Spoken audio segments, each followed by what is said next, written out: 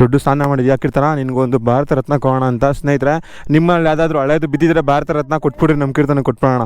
ಇನ್ನೊಂದು ಬಂದು ಈ ಕಡೆ ಕಾಣಿಸ್ತಿದೆಯಲ್ಲ, ಈ ಕ್ಲ್ಯಾಂಪ್ ಕೆಳಗಡೆ ಒಂದು ರಬ್ಬರ್ ಪ್ಯಾಡ್ ಕೊಟ್ಟಿದ್ದಾರೆ. ಪರ್ಪಸ್ ಏನಂತ ಅಂದರೆ, ಎರಡು ಡಿಫ್ರೆಂಟ್ ಕೈಂಡ್ ಆಫ್ ಮೆಟಲ್ನ ಸನ್ಲೈಟ್ಗೆ ಲಾಂಗ್ ಟರ್ಮಲ್ಲಿ ಎಕ್ಸ್ಪೋಸ್ ಮಾಡಿದ್ರೆ ಗ್ಯಾಲ್ವನೈಸ್ಡ್ ಕರೋಷನ್ ಅಕ್ಕರ್ಸ್ ಆಗುತ್ತೆ. ಇದೇ ನೋಡಿ ಸ್ನೇಹಿತರೆ ಸ್ಟ್ಯಾಚು, ಒಂದು 40% ಕೆಲಸ ಆಗಿದೆ, ಇನ್ನು 60% ಕೆಲಸ ಬಾಕಿ ಇದೆ.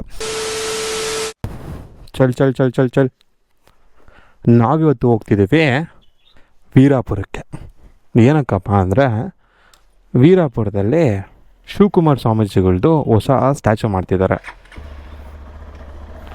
ಅದಿನ್ನೂ ಕಂಪ್ಲೀಟ್ ಆಗಿಲ್ಲ, ತುಂಬ ಟೈಮ್ ಆಗುತ್ತೆ. ಇವಾಗ ನಾವು ಹೋಗಿ ಎಕ್ಸಾಕ್ಟ್ ಲೊಕೇಶನ್ ನೋಡಿಕೊಂಡು ಕರೆಂಟ್ ಸ್ಟೇಟಸ್ ಏನು ಅಂತ ನೋಡಿಕೊಂಡು ಬರೋಣ. ನೀವೇನಾದರೂ ADBಗೆ ಒಂದೊಳ್ಳೆ ನಕ್ಕಲ್ ಗಾರ್ಡ್ ಹುಡುಕ್ತಿದ್ರೆ SRBಸ್ದು ಈ ನಕ್ಕಲ್ ಗಾರ್ಡ್ ಸಗದಾಗಿದೆ, ಯೂಸ್ ಮಾಡ್ಬೋದು. ಏನಕ್ಕೆ ಅಂದರೆ 2 ರೀಸನ್ ಹೇಳ್ತೀನಿ. ಒಂದು ರೀಸನ್ ಬಂದು 8 mm ಥಿಕ್ನೆಸ್ ಇರೋ GI ಪಟ್ಟಿನ ಯೂಸ್ ಮಾಡಿದ್ದಾರೆ ಇದು ಮಾಡೋದಕ್ಕೆ. ನೆಕ್ಸ್ಟು ಬಂದು ಎರಡೂ ಕಡೆ ಲಾಕ್ ಆಗಿರುತ್ತೆ. ಇನ್ನೊಂದು ಬಂದು ಈ ಕಡೆ ಕಾಣಿಸ್ತಿದೆಯಲ್ಲ, ಈ ಕ್ಲ್ಯಾಂಪ್ ಕೆಳಗಡೆ ಒಂದು ರಬ್ಬರ್ ಪ್ಯಾಡ್ ಕೊಟ್ಟಿದ್ದಾರೆ. ಪರ್ಪಸ್ ಏನಂತ ಅಂದರೆ, ಎರಡು ಡಿಫ್ರೆಂಟ್ ಕೈಂಡ್ ಆಫ್ ಮೆಟಲ್ನ ಸನ್ಲೈಟ್ಗೆ ಲಾಂಗ್ ಟರ್ಮಲ್ಲಿ ಎಕ್ಸ್ಪೋಸ್ ಮಾಡಿದ್ರೆ ಗ್ಯಾಲ್ವನೈಸ್ಡ್ ಕರೋಷನ್ ಅಕ್ಕರ್ಸ್ ಆಗುತ್ತೆ. ಸೊ ಅದಕ್ಕೋಸ್ಕರ ಈ ರಬ್ಬರ್ ಪ್ಯಾಡಿಂಗ್ ಕೊಡೋದ್ರಿಂದ ಎರಡೂ ಮೆಟಲ್ ಡೈರೆಕ್ಟ್ ಕಾಂಟ್ಯಾಕ್ಟ್ ಆಗಲ್ಲ. ಸೊ ಅದರಿಂದ ಕರೋಷನ್ ಬರೋಲ್ಲ, ಗ್ಯಾಲ್ವನೈಸ್ಡ್ ಕರೋಷನ್ ಬರೋಲ್ಲ. ನೀವು ಅಷ್ಟೇ ಬೈಕಲ್ಲಿ ಅನ್ನೋದಕ್ಕಿಂತ ಯಾವುದೇ ವೆಹಿಕಲಲ್ಲಿ ಎರಡು ಡಿಫ್ರೆಂಟ್ ಕೈಂಡ್ ಆಫ್ ಮೆಟಲ್ನ ಲಾಕ್ ಮಾಡ್ತಿದ್ದೀರಾ ಕ್ಲ್ಯಾಂಪ್ ಹಾಕಿ ಏನಾದರೂ ಅಂತಂದರೆ ದಯವಿಟ್ಟು ಅದರ ಮಧ್ಯದಲ್ಲಿ ಒಂದು ರಬ್ಬರ್ ಪ್ಯಾಡ್ನ ಇಡಿ. So it will be safe. Shivagange ರೋಡಲ್ಲಿ ಸ್ವಲ್ಪ ಮುಂದೆ ಬಂದರೆ ಬೈರ್ಸಂದ್ರ ರೋಡ್ ಸಿಗುತ್ತೆ, ಅಲ್ಲಿ ರೈಟ್ ತೊಗೊಳ್ಳಿ, ಮತ್ತು ಇಲ್ಲಿ ಬಂದು ಲೆಫ್ಟ್ ತೊಗೊಳ್ಳಿ. ಉಡುಕುಂಟೆ ಅಂತ ಇದೆ, ಇಲ್ಲಿ ಲೆಫ್ಟ್ ತೊಗೊಂಡು ಇನ್ನು 3.5 ಕಿಲೋಮೀಟರ್ ಆಗುತ್ತೆ, ಸ್ಟ್ರೈಟ್ ಹೋಗಬೇಕು. ಈ ಮನೆ ನೆನ್ಪಿಟ್ಕೊಳ್ಳಿ, ಕಾಮಧೇನು ಏನೋ ಬರೆದಿದ್ದಾರೆ, ಮತ್ತು ಇಲ್ಲೊಂದು ಮನೆ ಇದೆ. ಈ ಮನೆ ಹತ್ರ ರೈಟ್ ತೊಗೋಬೇಕು.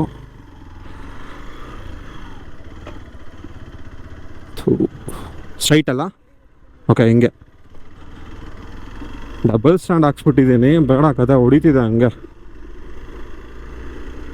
ಗೊಲ್ರಟ್ಟಿ 1.5 ಕಿಲೋಮೀಟರ್ ಅಂತ ಇಲ್ಲಿಂದ. ಇಲ್ಲಿ ವೀರಾಪುರ ಅಂತ ಬೋರ್ಡ್ ಇದೆ, ಇಲ್ಲಿ ರೈಟ್ ತೊಗೊಳ್ಳಿ, ಮತ್ತೆ ಲೆಫ್ಟ್ ತೊಗೊಳ್ಳಿ. ಆ್ಯಕ್ಚುಲಿ ನನಗೂ ರೋಡ್ ಗೊತ್ತಿಲ್ಲ, ಹಿಂದೆಗಡೆ ಹೇಳ್ತಿದ್ದಾರೆ, ಅದಕ್ಕೆ ಹೋಗ್ತಿದ್ದೀನಿ. ಮ್ಯಾಪಲ್ಲೆಲ್ಲ ಹಾಕೊಂಬಂದರೆ ತುಂಬ ಕನ್ಫ್ಯೂಸ್ ಆಗ್ತೀರಾ. ಕಾಣಿಸ್ತಿದೆಯಲ್ಲ ಅದೇ ಜಾಗ, ಮೋಸ್ಟ್ಲಿ ಇಲ್ಲ ಅನಿಸುತ್ತೆ. ಬೇಡ ಹಂಗಾರೆ ಹಿಂಗೆ ಹೋಗೋಣ. ನಾನು ಇವತ್ತು ತಂದಿಲ್ಲ ಕೀರ್ತನ, ಎಕ್ಸ್ಪ್ರೆಸ್ ತಂದಿದ್ದೀನಿ ರೋಡ್ ಹುಡ್ಕೋಕ್ಕೆ.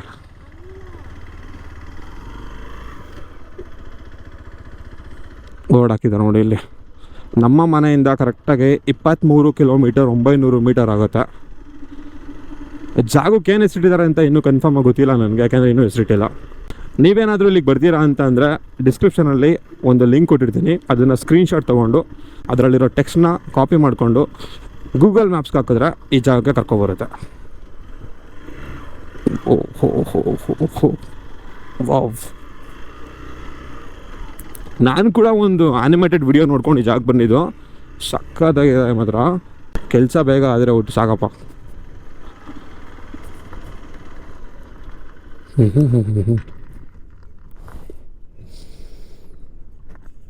ಇದೇ ನೋಡಿ ಸ್ನೇಹಿತರೆ ಸ್ಟ್ಯಾಚು, ಒಂದು 40% ಕೆಲಸ ಆಗಿದೆ, ಇನ್ನು 60% ಕೆಲಸ ಬಾಕಿ ಇದೆ.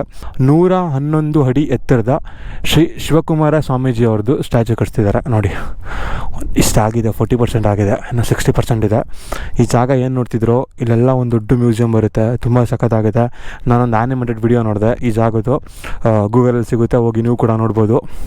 ಕೆಳಗಡೆ ಎಲ್ಲ ಹೋಗ್ಬೋದು, ಅದ್ರ ಕೆಳಗಡೆ ತುರ್ಕೊಂಡು ಹೋಗ್ಬೋದು. ಬಟ್ ಇನ್ನು ಸ್ವಲ್ಪ ಕೆಲಸ ಆಗಲಿ, ಆಮೇಲೆ ಬರೋಣ. ಫುಲ್ ಕನ್ಸ್ಟ್ರಕ್ಷನ್ ಕಂಪ್ಲೀಟ್ ಆದಮೇಲೆ ಬಂದು ನೋಡೋಣ ಹೆಂಗಿರುತ್ತೆ ಅಂತ. ಸ್ವಲ್ಪ ಕೆಲಸ ಏನೋ ಸ್ಲೋ ಆಗಿ ನಡೀತಿದೆ ಅಂತ ಅನಿಸ್ತಿದೆ ನನಗೆ. ಅದು ಕಾಣಿಸ್ತಿದೆಯಲ್ಲ, ಅದು ಶಿವಗಂಗೆ ಬೆಟ್ಟ.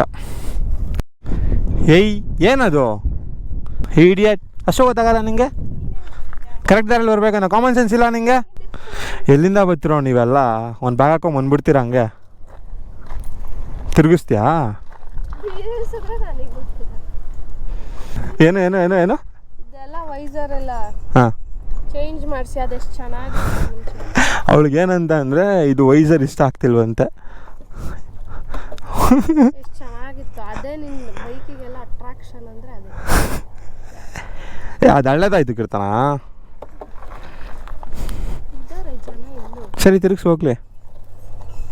ಬೀಳ್ಸಿದ್ರೆ ನನಗೂ ಮುಂಚೆ ಥರ ಇಲ್ಲಮ್ಮ ಇವಾಗ ಲೋಡೆಡ್ ಗಾಡಿ. ಹಾಂ, ಅದು ಇಲ್ಲೆಲ್ಲ ವೀಡಿಯೋದಲ್ಲಿ ಹೇಳೋದಕ್ಕಾಗಲ್ಲ. ತಿರುಗಿಸಿ ವೀಡಿಯೋ ಆಫ್ ಮಾಡಿದ್ಮೇಲೆ ಹೇಳ್ತೀನಿ. ಬ್ರೇಕ್ ಇಟ್ಕೊಂಡಿದ್ಯಾ? ಹ್ಞೂ. ಕ್ಲಚ್ ಅದು 1,000 ಮಾತಾಡ್ತೀಯ ಪುರಾಣಗಳ್ನ. ತಿರ್ಸ್ಕೊಂಡು ಬಾ ಇವಾಗ.